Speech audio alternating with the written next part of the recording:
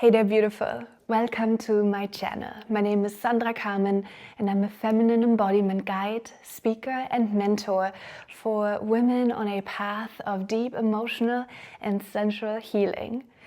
Last week's video touched upon a very personal topic of conscious uncoupling, and I still find myself in the midst of this process, and I've reached the point where after all the tears, grief and anger surfaced, I feel massive relief and more of a joyful anticipation for my single era ahead. So much of my feminine energy is being reclaimed. It's all coming back to me, and I am ready to share the lovely energy I have cultivated with you as my audience. I can't wait to have my personal space, my time, my focus, and my powerful womb energy back. This video is a true celebration and an inspiration for myself and for you.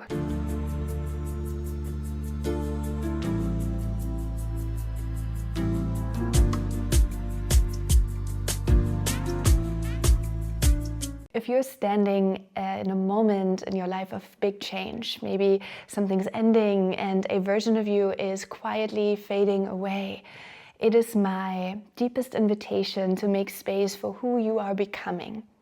This video is for our in-between space. Where do you want to be and what do you want to value? I view it as my intentional pause between what was and what's next. So a question that arises beyond what I just mentioned would be, who am I now? And what kind of life am I stepping into? If you're also navigating a conscious ending, be it professionally or your identity or your relationships, just know that you're not alone. One thing I want to mention that's important to me is this space is for you in your full, beautiful humanness, no matter how you identify or what your pronouns are. I'll be using she, her just for simplicity. And let's dive in. Often we are told that endings have to be messy, heartbreaking, disastrous, destructive, but I don't believe that is true. The way we choose to close a chapter sets the tone for the next one. I believe in that fully, and that's why I teach it. When we end something with presence, with softness, honesty, and integrity, we're not just letting go, but really opening a new doorway into something more aligned. So let me say this clearly. You are breaking through. It might be painful, of course, and it is a rite of passage. You are shedding the parts of you that stayed small and that twisted and folded themselves just to feel loved. And you're stepping into a new version of a woman who chooses to love from fullness, not from greed. Let me share something personal with you. In my own journal, I would write things like, I'm becoming a woman who's grounded and secure in who she is. So this transition is showing me all the ways I was shaped by my old stories, and these stories no longer fit. I'm opening to love, to abundance, to my feminine power. I'm healing and I'm seeing clearly. I'm no longer repeating patterns. I know my worth and I speak my truth. I let myself feel, move, breathe through every emotion. And that voice in me, it's the one that I silenced for years, it's speaking again. That's the version of me I am rising into. It's real, it doesn't need to be perfect, and I'm safe in my own skin, so this is of course what I want for you too. Not to be rescued or chosen, but to choose yourself every single day, gently, fiercely, and allowing the values to anchor into this new season. So maybe you feel inspired to journal and to create a list of the things that you would like to bring in.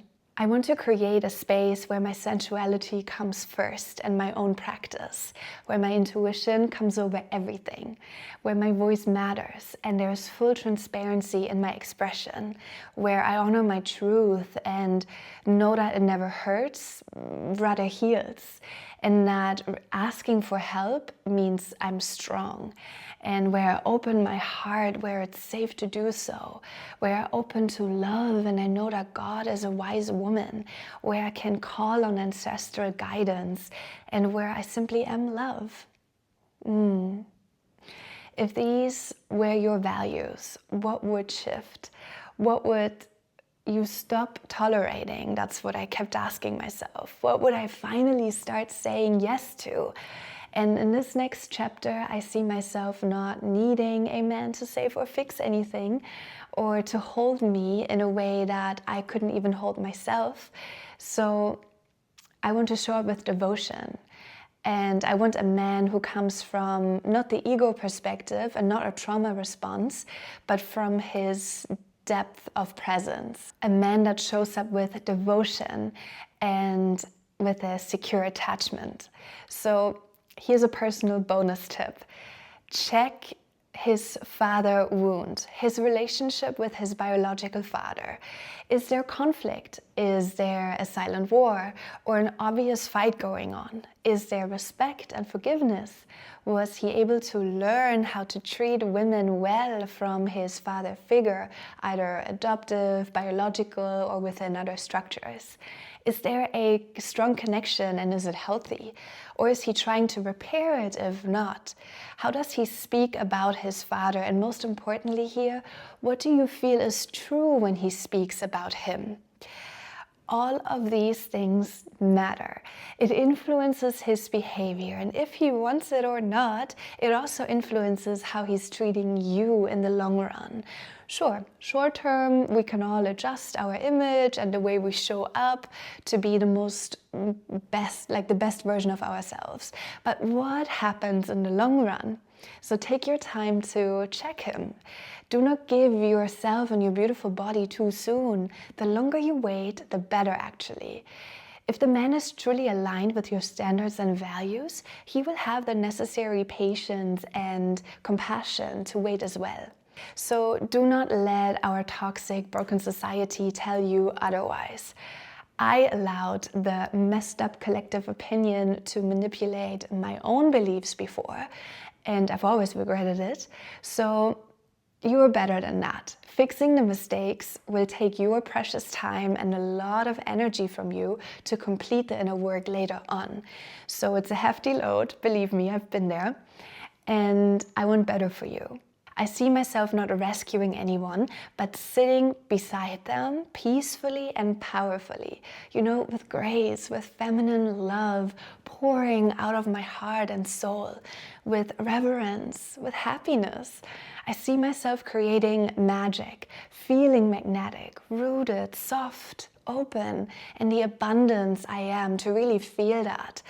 And winning more than I could have ever imagined. So I see a life where business is easy and it thrives, and it reflects who I truly am, where my body feels safe and my relationships are real, and pleasure isn't something I need to earn, but something I allow all the time. Because simply I'm being who I am. So let me leave you with this. I personally can't wait for the uncoupling process to come to a close because of the strength and the self-love that is liberated by this massive breakthrough. So I'm grateful for this process and our mutual commitment to growth. This is literally making us better. It's allowing us to live with pride and with our dignity intact. So you can speak words of affirmation and even like vows towards you. Let me see if I can give you a few examples. I'm making these vows to honor what feels true and release what doesn't fit. I vow to know my worth and live like I do. I vow to let my emotions move through breath and sound and truth. I vow to lead from softness, from my intuition, from deep self-trust. I vow to receive support and walk in my power, to become the version of myself who already holds what she desires. I vow to let love in, to fill me. So I want you to know that this chapter is yours now, and you don't have to rush it. Let yourself be held in this pause and stillness inside, because when we create conscious endings, we create a conscious beginning. And if this touched something inside of you, I'd love to hear. Maybe you want to drop a comment down below and share your values. What values are you living by now? And what part of you is reborn? So wherever you are, stay there, stay with it. You got this. I really believe in you, sister.